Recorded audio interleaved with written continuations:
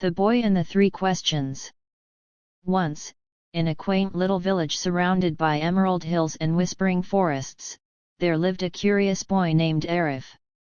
Arif was known for his insatiable hunger for knowledge. He would often pester the elders with questions about the stars, the rivers, and the mysteries of life.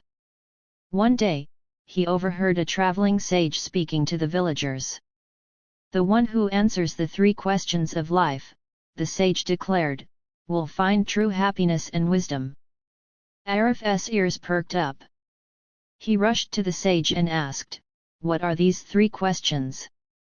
The sage looked at him with a gentle smile and said, "The questions are simple, but their answers are not. They are: 1. What is the most important time? 2. Who is the most important person? 3. What is the most important thing to do? But how will I find the answers?" Arif asked eagerly. The sage replied, "The answers lie not in words but in life itself. Go and seek them."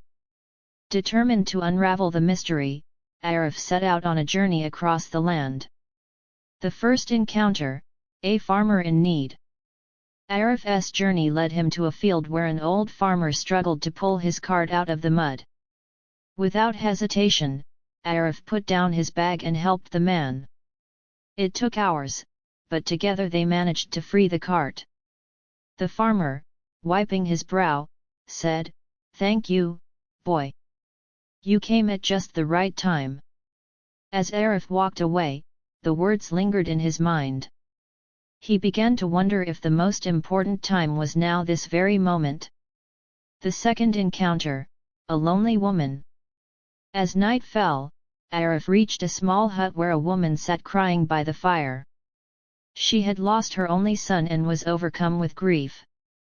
Feeling her pain, Arif sat beside her, listening to her story. He stayed the entire night, comforting her until she fell asleep. When morning came, the woman thanked him with tears of gratitude. "You have been my greatest comfort," she said. "For a while, I didn't feel so alone." Arif pondered her words.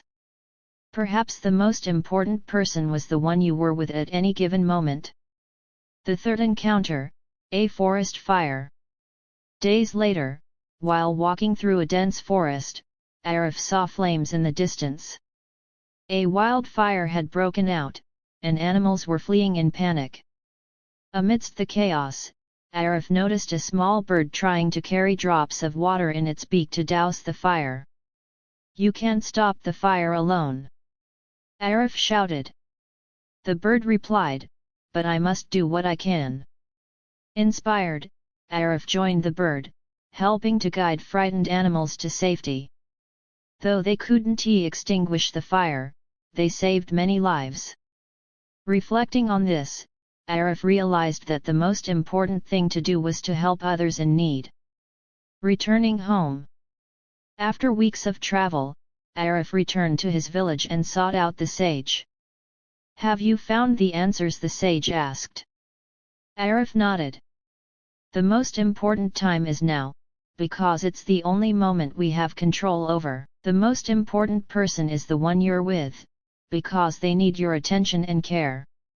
And the most important thing to do is to help others, because that gives life meaning."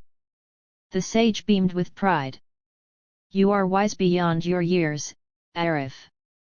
Remember these lessons, and you will live a life of purpose and joy."